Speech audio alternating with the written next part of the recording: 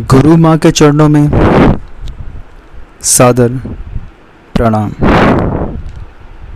माँ भगवती के चरणों में सादर नमन। और मेरे माँ पीताम्बरा परिवार के सभी सदस्यों को मेरा प्रणाम। मैं भारत सरकार के एक कार्यालय में ऑफिसर की पोस्ट पे कार्यरत हूँ। इससे पहले माँ बगलामुखी की साधना का मेरा जो अनुभव था, जो मैंने आप सबके साथ साझा किया था, उसे आप सबने काफ़ी सराहा। उसके लिए मैं आप सभी को धन्यवाद कहना चाहता हूँ और सराहना के लिए आप सभी का शुक्रगुजार हूँ। यह अनुभव आप सभी को भक्ति की प्रेरणा देने के लिए बताए जाते हैं। यह एक डूबते हुए को तिनके का सहारा मिलने भांति होते हैं। जहां आपको लगे पता नहीं, जो मैं साधना कर रहा हूं या कर रही हूं वह सफल हो भी रही है या नहीं,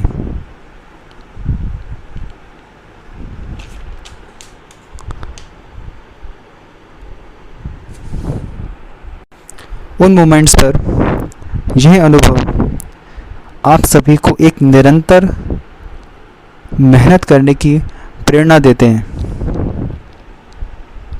अगर आपको कहा गया है कि जैसे आपने 1.25 लाख मंत्रों का जाप करना है या फिर 1.5 लाख मंत्रों का आपने जाप करना है, या फिर 21 दिन 51 माला की आपने साधना करनी किसी भी शक्ति की या महाशक्ति की, तो यह ज़रूरी नहीं है कि वह शक्ति साधना पूरी होने के बाद प्रकट हो जाए, या फिर आप 21 दिन 51 माला साधना करें तो आप लोग लगातार सोच रहे हैं या एंटिसिपेशन आप कर रहे हैं कि वह शक्ति आपके सामने खड़ी हो जाएगी, आपको वरदान देगी, वचन देगी, ये होगा वो होगा। ये एक कैसल इन एयर हवाई किले बनाते हैं।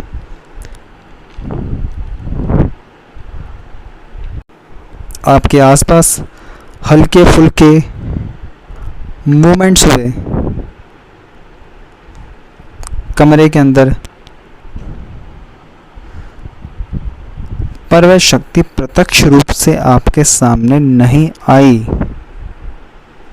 अब मैं ये सब चीज़ें ऐसा क्यों कह रहा हूँ आप सबसे, क्योंकि हर किसी इंसान का, हर किसी साधक का अपना अपना एक आध्यात्मिक स्तर होता है। किसकी स्पिरिचुअल अपलिफ्टमेंट कितनी है वो हर इंसान के लिए अपनी अलग अलग है। कौन किस स्तर पर है ये कहना बहुत मुश्किल है। शायद गुरु बेहतर जानते हैं, या फिर वह शक्ति या महाशक्ति जिसकी आप साधना कर रहे होते हैं वह बेहतर जानती है आपका कितना आध्यात्मिक स्तर है। इसीलिए कुछ की साधना जो है वो बहुत ही जल्दी सफल हो जाती है, और कुछ साधकों की जो साधना होती है कुछ वक्त के बाद सफल होती है। यह आपका तपोबल है जो उस शक्ति और महाशक्ति को आपकी तरफ अट्रैक्ट करता है, आकर्षित करता है। इसलिए आप मेहनत करिए कि वो शक्ति भी आपके पास आने के लिए विवश हो जाए। हर शक्ति चाहती है उसका साधक एक समर्थवान हो, एक डिजर्विंग साधक हो।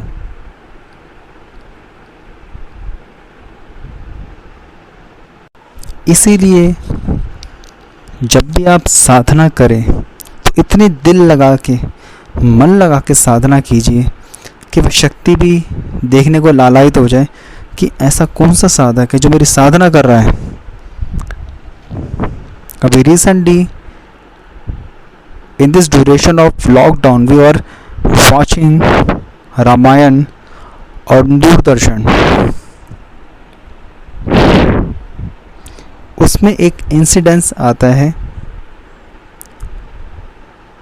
During the period of battle between lord Ram and Ravan. Ravan आखिरी युद्ध से पहले अपने घर के मंदिर में भगवान शिव का जो एक स्वरूप है, प्रतीक स्वरूप है, निराकार स्वरूप है, लिंग, शिवलिंग, उसके सामने जाता है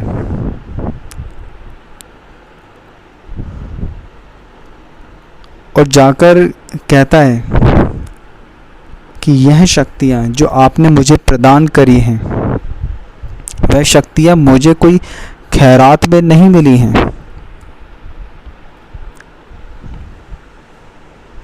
मेरी तपस्या और मेरी तपोबल के कारण आप विवश थे मुझे वो शक्तियाँ प्रदान करने के लिए, जिसका मैंने इस्तेमाल किया और भोग किया।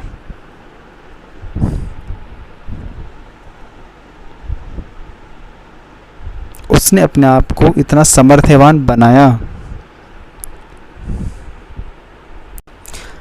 इसलिए जब हम साधना में सफल नहीं होते तो कई बार हम लोग इंट्रोस्पेक्ट, खुद का करने की जगह, अपनी कमियों को एनालाइज करने की जगह कई बार अपने गुरु पर ही संदेह करने लग जाते हैं।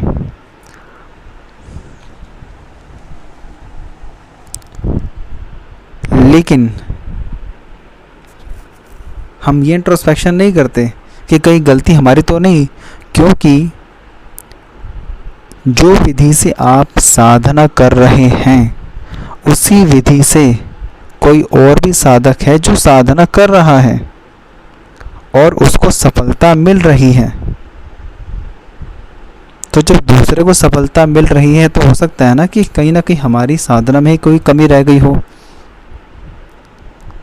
इसलिए गुरु माँ से या अपने गुरु से हमें बात करनी चाहिए, एनालिसिस करना चाहिए कि हमसे गलती कहाँ हुई, उन गलतियों को सुधारा जाए और फिर से प्रयास करना चाहिए। खैर, अपनी माँ बगलामुखी जी की साधना के बाद मैंने गुरु माँ से माँ भगवती तारा की साधना विधि के बारे में बात करी।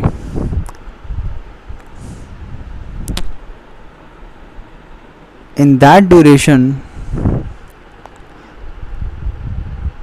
I watched a video on YouTube. एक चैनल पे माँ भगवती तारा की साधना की कहानी दिखाई जा रही थी, जिसमें एक साधिका करीब 1.5 लाख मंत्रों का जाप करती है कुछ ड्यूरेशन के लिए, और साधना सफल होने के बाद वो बात अलग है, उस साधना के दौरान काफ़ी ज़्यादा उनके साथ भयानक अनुभव भी होते हैं, जो यक्षिणी आती है, थोड़ा उनकी पिटाई भी करती है, वो सब चीज़ें। पर साधना सफल होने के बाद रोज़ उसको 2 किलो सोना मिलता है पिलो के नीचे रखा हुआ। लेकिन मेरा मकसद कोई रोज 2 किलो सोना प्राप्त करना नहीं था। इनिशियली चलो मान भी लिया जाए आपको 2 किलो सोना मिल रहा है, लेकिन आपको कुछ वक्त तक बहुत अच्छा लगेगा। कितना रख लोगे उसको, रोज 2-2 किलो को? सेटिस्फैक्शन अंदर से नहीं मिलने वाला उतना। उसी तरीके से मेरा भी उस वक्त मकसद कोई रोज 2 किलो सोना प्राप्त करना नहीं था। शायद माँ से माँ का प्यार पाना ही मेरा मकसद था। आज भी वही है।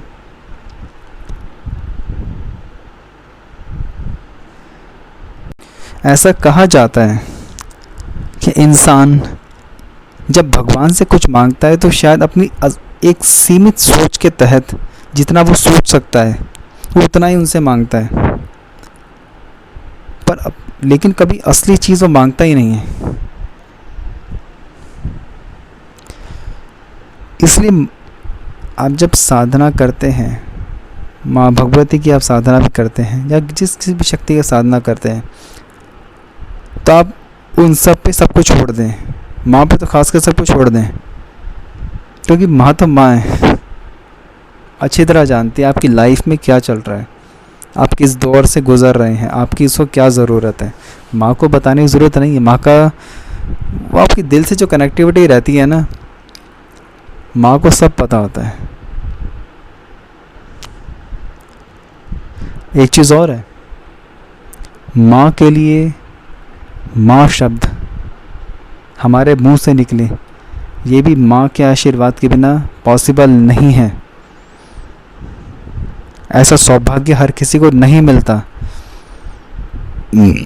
हमारे देश में ऐसे कितने होंगे जिन्हें यह तक ज्ञात नहीं है कि वो कर क्या रहे हैं। कई बार भगवान को ही कितना ज़्यादा बुरा कह देते हैं। इसलिए माँ भगवती को आप सच्चे मन से जब दिल से पुकारते हो ना माँ, तो ये जो भावनाएं हैं ये भी उनकी कृपा के बिना पॉसिबल नहीं है। इसीलिए रामायण का प्रसंग था जिसमें हनुमान जी भगवान राम से जब कुछ मांगते हैं भगवान के कहने पर, तो उनसे वो उनकी भक्ति ही मांगते हैं, क्योंकि वही एक ऐसी चीज़ है जो उनकी मर्ज़ी के बिना पॉसिबल नहीं है। धन दौलत सब कुछ मिल जाएगा, कनेक्टिविटी हमेशा पॉसिबल नहीं है। ये सब बातें जो आपसे मैं कह रहा हूँ ये सब अनायास ही मेरे मन से निकलती जा रही हैं। खैर मैं आगे बढ़ता हूँ। मैंने हमारी परम पूजनीय गुरु माँ से अनुरोध किया था कि आप मुझे माँ भगवती तारा की साधना की दीक्षा दीजिए। गुरु माँ ने आज्ञा प्रदान करी कि ठीक है आप कीजिए। तो उस दौरान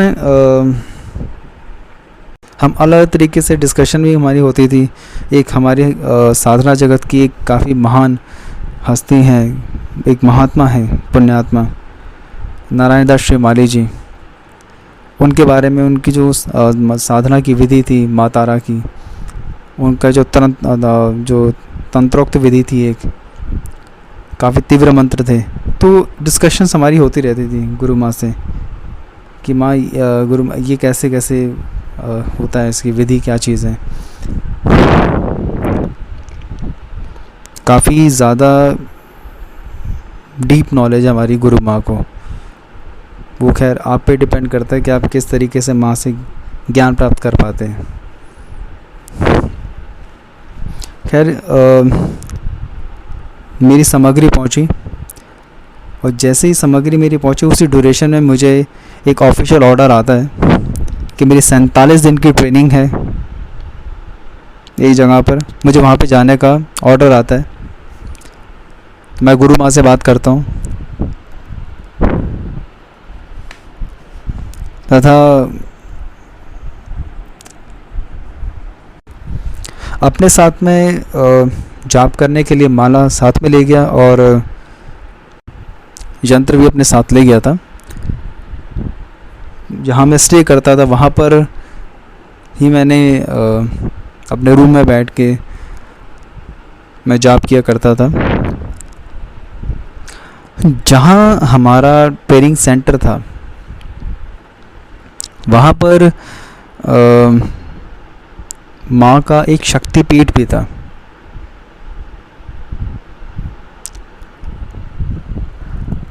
माँ सती जो थी उनके अंगों को जब काटा गया था तो माँ भगवती सती के एक अंग वहाँ भी गिरा था, जिससे वहाँ पर एक शक्तिपीठ का निर्माण हुआ था। इस बारे में मुझे पहले पता नहीं था। इनफैक्ट मैं जहाँ पे रहता था, ट्रेनिंग हमारा जो एरिया था हमारा, वहाँ पर भी हर किसी को इतना ज़्यादा नॉलेज नहीं थी डीपली, लेकिन ये था कि हाँ लोग आते थे, अलग अलग टूरिस्ट स्पॉट्स पे विज़िट करते थे, क्योंकि 45-47 दिन की हमारी ट्रेनिंग होती थी अलग अलग ऑफिसर बैचेस की, तो अलग अलग जगह पे लोग जाते थे घूमने फिरने के लिए। उसी में से एक जगह ये भी थी।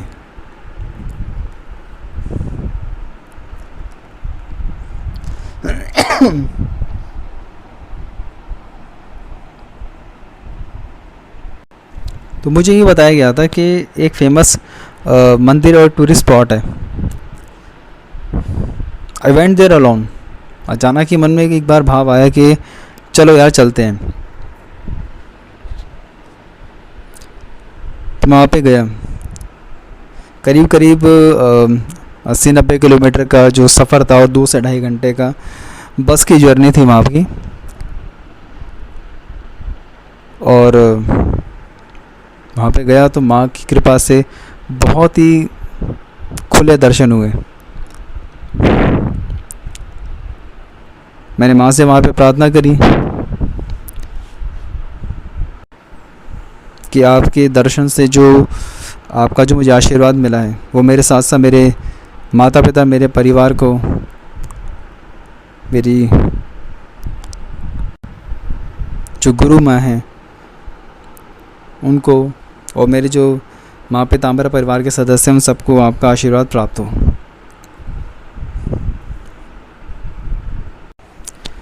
यह सिलसिला इसी प्रकार चलता रहा। माँ अपने पास बुला लेती थी। अंदर से एक स्ट्रॉन्ग ही डिज़ायर पैदा होती थी कि जाना है आज, नो मैटर कितना दूर है, जाना है। अकेला जाता था वहाँ पे। ट्रेनिंग के जो आखिरी दिन था मेरा, तो उससे एक दिन पहले एक मुझे काफ़ी फेमस टूरिस्ट प्लेस पे विज़िट करना था। बिकॉज़ मेरे साथ जो साथ के जितने ऑफिसर्स थे मेरे बैच के, वो सारे विज़िट करके आ चुके थे, मैं रह गया था बस। तो मैंने सोचा चलो मैं जाके विज़िट कराता हूँ। आखिरी दिन है, फिर दोबारा पता नहीं कब मौका मिलता है। उन दौरान काफ़ी न्यूज़ में भी था वो स्पॉट। तो मैं वहाँ पे जाने के लिए बस स्टैंड पे गया। बस की फ्रीक्वेंसी थोड़ी दिन में कम रहती थी वहाँ की, 3 घंटे की फ्रीक्वेंसी होती थी।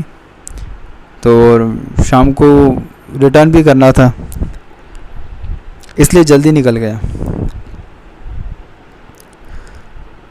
तो जब वहाँ पे मैं गया, वो टूरिस्ट स्पॉट भी अप्रॉक्सीमेटली 75 किलोमीटर के अराउंड था।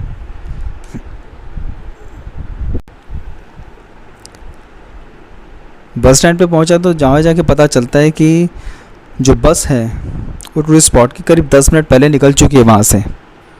अब भगवान जाने क्या था, हो सकता है कि क्या नाम है, शायद टूरिस्ट भर चुके हों, उतना ज़्यादा बस भर चुकी होगी तो टाइम से पहले निकाल दी उन्होंने। अब 10 मिनट पहले बस निकल चुकी थी, तो अब मुझे लगा यार थोड़ा बहुत मुझे निराशा हुई इस चीज़ की।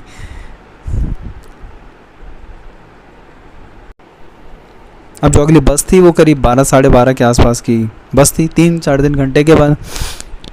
तो अब मैं वहाँ से फिर जाने लगा कि चलो घर चलते हैं वापस, अब आज का प्रोग्राम कैंसिल हो गया। तो जब मैं वहाँ पे रिटर्न कर रहा था तो एकदम से क्या होता है, एक बस का ना काफ़ी तेज़ हॉर्न बजता है। मैं पीछे मुड़ के देखता हूँ तो वो मैं देखता हूँ कि वहाँ पर वो बस खड़ी है उस शक्तिपीठ पे जाने के लिए। तो वो देख के मैं थोड़ा हंसता हूँ और मैं माँ का इशारा समझ जाता हूँ। तो समझ गया कि चलो माँ की आज्ञा है। मैं बस में चढ़ गया कि आज माँ ने बुलाया तो चलो।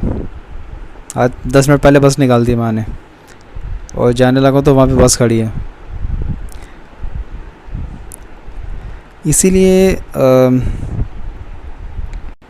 मैं बस में चढ़ गया। अब उस दिन क्या था कि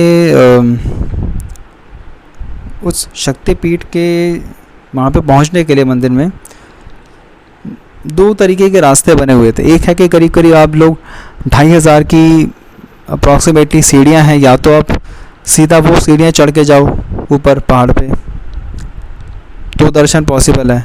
अदरवाइज़ क्या था, एक वहाँ पर उन्होंने रूट पे बना रखा था उड़न खटोला कि या तो आप वहाँ से जाइए। और उसका क्या था कि मैं लाइन में जब लगा हुआ था तो करीब करीब उड़न खटोला की भी जो लाइन थी, क्यू थी, उसकी अप्रॉक्सीमेटली 1 या 2 घंटे की वेटिंग थी। हो सकता है उससे भी ज़्यादा की वेटिंग हो। लोग खड़े हुए थे वहाँ पर, मैं भी लाइन में लगा हुआ था। तो अब क्या होता है कि इतने में ना वहाँ के जो रोप वे की जो टीम थी वहाँ पर, मैंने जो मैनेजमेंट थी उनकी टीम का एक मेंबर आता है ना, उसकी नज़र मेरे पे पड़ती है तो वो मेरे पास आता है। तो उसने कहा कि आप आना चाहेंगे, तो अगर आप निकलना चाहते हैं तो मैं आपको स्पेशल स्लिप दे देता हूँ। अप्रॉक्सीमेटली 80-90 रुपये आपको एक्स्ट्रा और चार्ज लगेगा, तो आपको मैं अलग से स्लिप देता हूँ और आप अपना निकल जाना लाइन से अंदर। एक अलग से क्यू बना रखे थे उन्होंने उस स्लिप वालों के लिए। जनरली वो उनके लिए स्लिप थी जो या तो फिज़िकली हैंडीकैप है या फिर जो काफ़ी सीनियर सिटीजन से इतने टाइम तक नहीं लग सकते थे, और हो सकता है कि उनके लिए भी लगा रखी हो जो एक्स्ट्रा थोड़ा पैनी पे कर सकते हैं। मैं अकेला रहता था तो मुझे कोई दिक्कत ही नहीं, तो मैंने ठीक है चलो चलते हैं। तो मैं वहाँ चला गया। उस दिन माँ के बहुत ही ज़्यादा खुले दर्शन, मैं आपको बता नहीं सकता कि मैं कैसे फील कर रहा था। बहुत ही ज़्यादा खुले दर्शन हुए, भागम भाग वाला कोई सीन नहीं रहा वहाँ पे। ये सब चीज़ें देखकर अनायास ही मेरी आंखों से आंसू आ गए। It was an overwhelming feeling for me at that moment.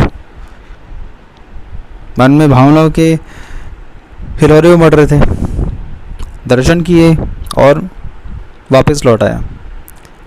अच्छा, अब एक चीज़ और थी कि जो हमारी जो ट्रेनिंग की जो ड्यूरेशंस थी, इस 47 दिनों के जो सफ़र था, उस दौरान हमारे कई एक्स्ट्रा करिकुलर एक्टिविटीज़ रहीं, स्पोर्ट्स की हमारी एक्टिविटीज़ रहीं, उन सब में मैंने पार्टिसिपेट किया। माँ की कृपा से मुझे मेरे बैच का लीडर बना रखा था वहाँ पे।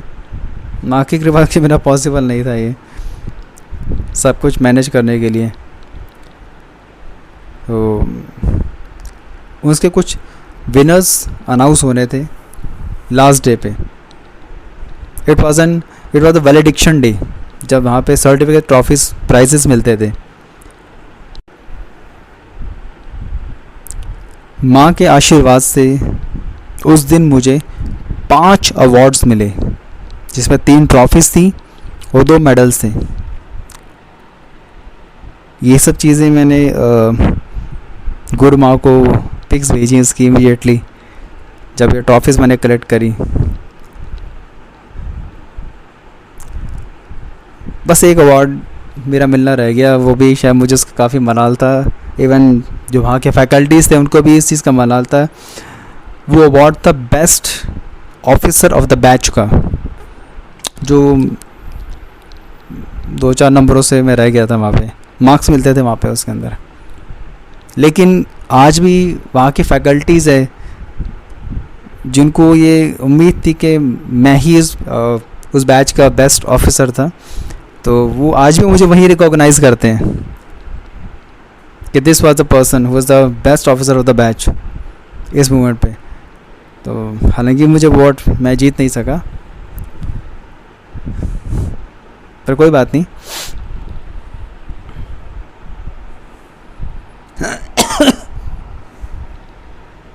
पर इतने अवार्ड्स मिल गए जितने बाकी ऑफिसर्स को नहीं मिले। ये भी माँ का आशीर्वाद ही था, ये सब भी माँ की कृपा से ही संभव था। अब माँ का जब आशीर्वाद सिर पे था तो कैसे नहीं जीतता। माँ ने क्या से क्या बना दिया। पहले मेरी कोई हस्ती नहीं थी, पहले एक इंट्रोवर्ट सा था, बने रहते थे, ज़्यादा घुलते मिलते नहीं थे। माँ का साथ मिला तो एक्सट्रोवर्ट बना, दुनिया में पहचान बनी, अवार्ड्स मिले। माँ ने ही मेरे अंदर का पोटेंशियल रियलाइज़ करवाया कि हमारे अंदर कितनी क्षमता है, आप क्या चीज़ हो, ये माँ ही रियलाइज़ कराती है। यह सब गुरु माँ और माँ के आशीर्वाद से ही संभव हुआ। आशीर्वाद ना होता तो शायद इतनी सफलता नहीं मिलती। साधना आप करते हो तो ये कब फलित होगी तो ये आप भी नहीं जानते, उसका फल कब मिलेगा। ये साइलेंट प्यार होता है माँ का जो आपको मिलता है, बिना मांगे तो इतना मिलता है कि आप सोच भी नहीं सकते।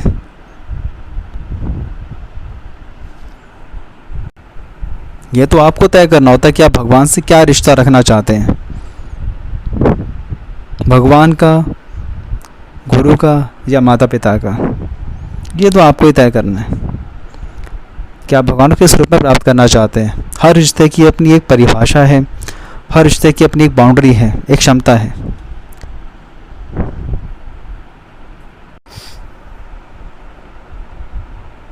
वो आप तय करते हैं, भगवान तो बस उस रिश्ते में ढल जाते हैं।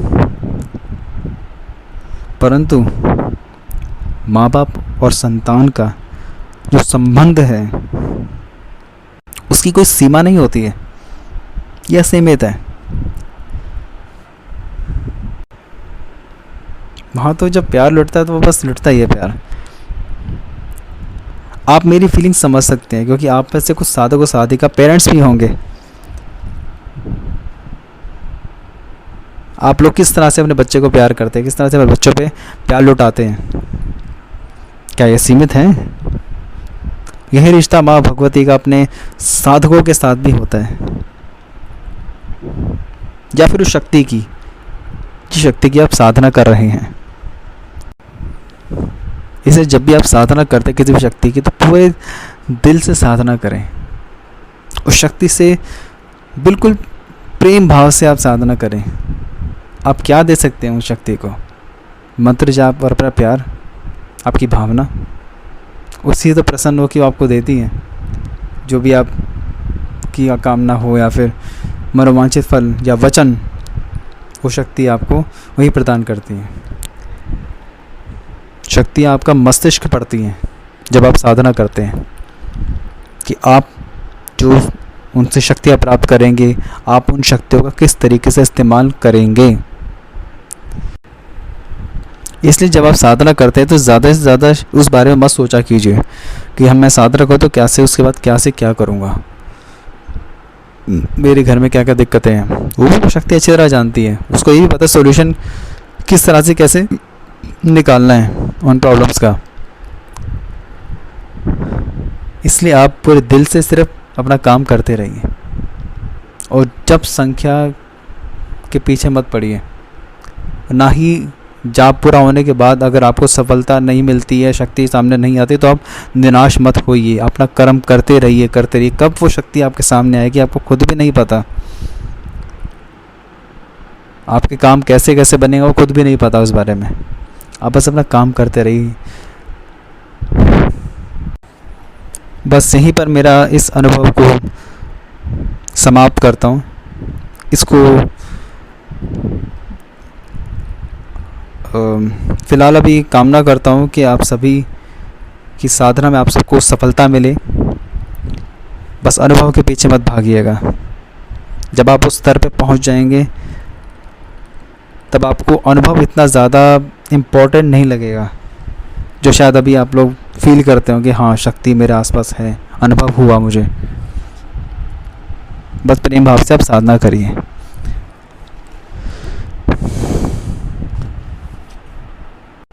कब उस भावना से वो शक्ति आपको दर्शन दे, वो शक्ति वही जानती है। इसलिए माँ के प्यार को भी आप मंत्र के जप संख्या में मत बांटिए, निर्धारित मत कीजिए। दिल से आप माँ को एक बार माँ कह के पुकारेंगे, एक माला भी आप दिल से करेंगे ना, माँ उसमें भी प्रसन्न हो जाती है। नहीं भावना है पीछे जाप करने के तो 1 करोड़ का भी आप जाप कर लीजिए, आपका तपोबल बढ़ता रहेगा उससे।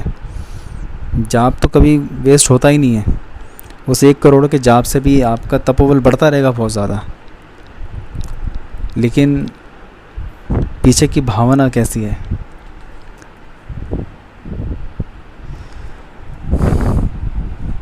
शक्तियाँ